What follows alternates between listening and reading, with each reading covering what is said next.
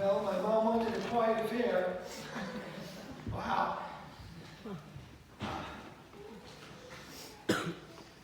Thank you all. 1925. The Prohibition era is in full swing. Calvin Coolidge is the president. Charles Lindbergh is an obscure pilot for the Postal Service. Radio is a new invention. And into this world, Antonetta Marie Salemi is born in Brooklyn. She's the fourth child of a Sicilian immigrant, Vincenzo Salemi, a barber by trade, and his wife Marie, both of whom came to the United States as children. Antonetta, who was soon known by the more French-sounding Antoinette, and eventually just Anne, was raised with her older sister Lucia and her older brother Frank. My mother never met her oldest brother, Joseph. While her life would span a century, his was cut short in an accident as a small boy before she was born. Well, the Roaring Twenties soon gave way to the Great Depression, and by all accounts, it hit the family pretty hard. One possible explanation for my mother's longevity is that she rarely would have meat to eat, so it was kind of a forced vegetarianism. Despite the family's hardships, our mother grew up in a loving and religious home. She was quite precocious and graduated high school early, going straight to work. One of her employers, a coal company, had its offices in the Empire State Building. Now, the Me Too set could learn something from her mom. She liked to tell a story about getting on an elevator with one of the company's executives who decided to help himself into a little pinch of her buttocks, as we say. Well, prefiguring a technique that she would later burnish to perfection on her 8 children, she whacked him silly right then and there, and that was the end of it. She enjoyed her life as a young lady in New York City during its golden age, and she spent summers with her friends at Coney Island, and she would go see shows on Broadway, and would get caught up in the swing music craze with the rest of the kids of her generation. She would even occasionally chat between sets with an up-and-coming singer named Frank somebody. Before long, there came a call in one, Aldo Gentile, a brash yet charming young man from the neighborhood. In fact, a younger man by 2 years, recently out of the Army. They started dating in 1947. It seemed to click. Soon wedding bells were ringing, and on March 28, 1948, Antoinette Salemi became Anne Gentile. The Gentile family began to expand quickly, first with my sister Christine, then my sister Marianne arriving on the scene, before my parents realized they were running out of space in their Brooklyn home, and they decided in 1953 to become pioneers of post-war suburbia and pack their belongings for the potato fields of Plainview. Like most pioneers, they did not travel alone. Her parents, as well as her brother Frank and family, moved from Brooklyn with them, and all 3 families lived on different streets of the same block, forming a sort of Bermuda Triangle of Salemis. A year later, in 1954, a flatbed truck rolled into the town bearing an unusual cargo.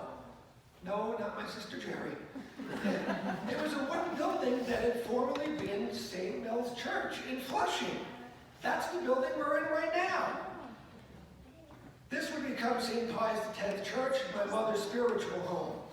And the Gentiles became one of the church's founding families. Our mother made sure that each of us attended its school as well as its services, and she was deeply involved in all of its activities. We would frequently host clergy in our home in those days. Father Boyd and later Father Daniel Fagan were particularly close to her. And no matter what life threw her way, and we know that it threw her a lot, my mother remained a true believer and supremely confident in the power of prayer. Just a few weeks ago, she reaffirmed this belief as confidently as ever to me. And what can I say? She seems to get results. The incredible medical comeback of our sister Veronica from the edge of the abyss being just the latest example.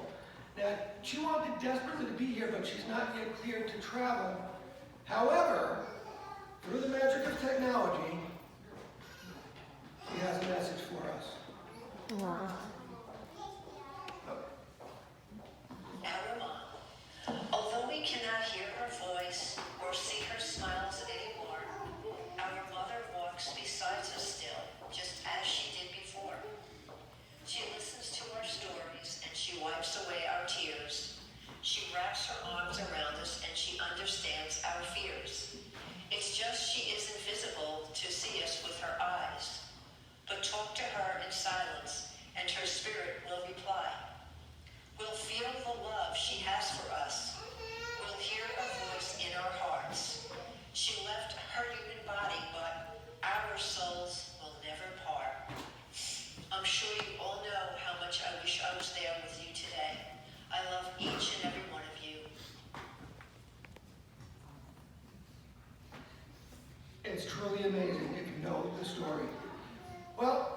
children appeared, a curious trend emerged. They were all girls. After Mary Ann came Geraldine, then Veronica. But at last, on the 5th try, they would finally get that child to whom my father would proudly pass on his name, my sister Alda. Eventually, they did figure out how to make boys, and when my brother Peter was born, I'm told a huge sign was erected on the front of the property in giant letters stating, "It's a boy." After that came my brother Paul, and then finally, and perhaps as a culmination of all our previous efforts in that regard, me. As the original Octomom, our mother capitalized on 2 skills she was fortunate to possess: organization and thrift. There was a chore list which kept each child busy. Everybody was seated promptly for dinner, almost invariably a homemade meal, and bedtime was enforced just as rigorously. And as for thrift, she purchased a huge chest freezer stocked up on whatever was on sale. She'd go to Wonder Thrift Store and buy a loaf after loaf of soon-to-be-expired bread to freeze. In true Maria von Trapp style, she even made some of our clothes on her vintage Singer sewing machine. Instead of using curlers, she would wrap the girls' hair up in little rags. Perhaps she was scarred by her Depression-era childhood, but this thrift could sometimes reach absurd dimensions. By the way, if anybody here needs any supermarket bags or plastic Chinese food containers, please see me after the Mass. As the family continued to grow, not only did our mom make a great home for her family, but the genteel home became the in-place of the entire neighborhood. Not content to feed a family of 10, we had dinner guests almost every night. It almost felt as if some of our friends lived in the house with us. Our basement became the town's recreation center and hosted everything from billiard and pinball tournaments to Kitty's birthday parties to my sister Mary Ann's infamously raucous Sweet 16 party. Later on, it became the town's music studio with drums, electric guitars, keyboards, and occasionally even brass instruments blasting up from the basement. It's a wonder our mother didn't need a hearing aid sooner. And when the most wonderful time of the year rolled around, our home became holiday central and remained so long after most of us were married. For many years, our mother would always host Easter, Thanksgiving, Christmas, and New Year's for all the extended family. At Thanksgiving, there were tables linked up to practically every room in the house in order to accommodate all the children, spouses, grandchildren, and other guests. At Christmas, you practically couldn't even open the front door without presents falling out. Holidays truly felt like holidays at our home. And the cooking, stuffed artichokes and stuffed peppers, manicotti, and that Christmas soup with the escarole and little meatballs. And that was just breakfast.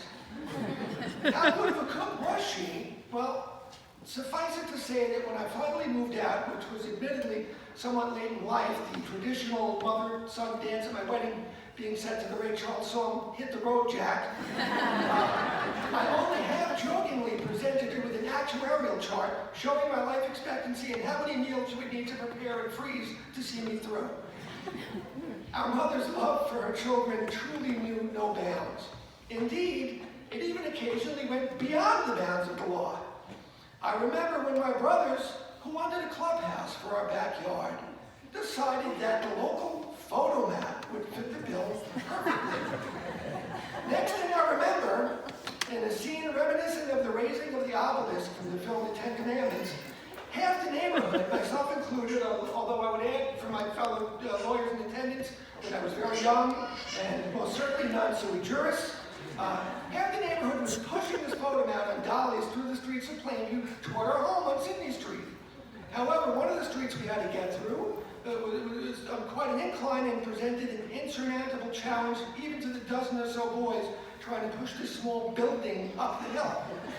Now, I don't know exactly what my brother Peter, who had run home, told my mother when we arrived at that impasse, but the next thing we knew, Mom was there with our '66 Buick station wagon, hitching up that photo mat and pulling it way into our backyard. Whatever my brother may have told her, Mom's actions were motivated purely by love, taken unwittingly to be sure, but felonious nonetheless. In spite of that unconditional love, our mom could be a stern disciplinarian. I remember one time when my two sisters, Veronica and Alda, stayed out a little too late disco dancing or whatever they were doing, and they knew they'd be in trouble for coming home so late. Therefore, they tried to ninja their way back into the house through the bedroom window. Well, whatever their merits as disco dancers, they were no ninjas, and I myself remember being awakened by the commotion and hearing one of their voices saying, "Quiet, Mommy's going to hear us," only to hear the unexpected cackling response of, "Too late, Mommy already hears you." Now, what followed next remains controversial. I myself remember hearing the clanging of a metallic implement, perhaps a pot or a pan, being used in a decidedly non-culinary context. My sister Veronica, who had beautiful long hair in those days, maintained she was assisted up their window rather violently by our mother, using that very same lovely hair in some sort of twisted reverse Rapunzel maneuver. Although our family was everything to our mom, I would be remiss not to offer a word about the kind of friend she was. It's notable enough that her childhood friends from Brooklyn remained her lifelong friends, including our aunt, Mary Torregrosa, who traveled all the way from Arizona a little over a year ago and got to be reunited with her just one last time. Unfortunately, some of her closest friends here in Plainview had tremendous health challenges at relatively young ages, including our Aunt Fran Landy. Notice a trend. All her dearest friends became our aunts. Evelyn Robinson, Teresa Laside, and our mom, who certainly had her hands full, nevertheless was a tremendous help and support to these women, who were great friends to her in return. It's a point of fact that I never remember her ever having a falling out with any friend. She got on well with all the spouses, even of my father's friends, and some of them were real winners. We never called any of them aunt. After moving out to Plainview, her closest friend was our neighbor, Aunt Terry Calamia, who became my godmother.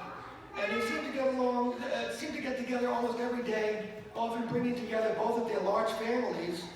In addition to the church activities in which they were both active, they would perpetually play cards and Scrabble. And because my mom has missed her so much these past 13 years, I'd like to think that perhaps they will now truly be played into perpetuity. One by one, as the years went on, each of her children got married. Eventually, it was just her and her father, who was already not well.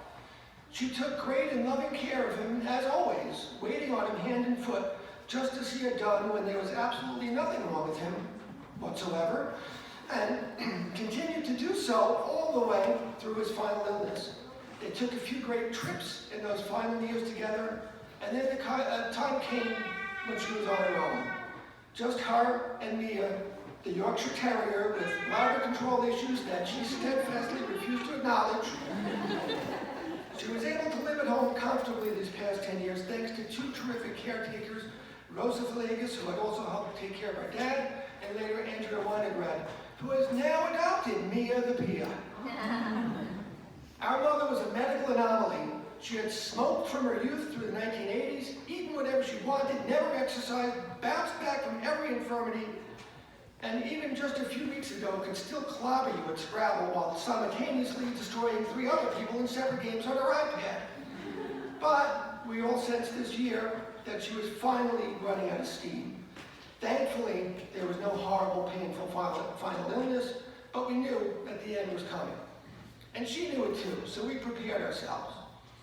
Yet, how do you prepare yourself to lose the person who's first guided you and then shared with you your entire life? Well, Dr. Seuss, whose books she loved to read with us as children, wrote, "Sometimes you will never know the value of a moment until it becomes a memory." Well, Mom, now you've shown us the true value of all those moments. Thank you. We love you. And thank you all for being with us this morning.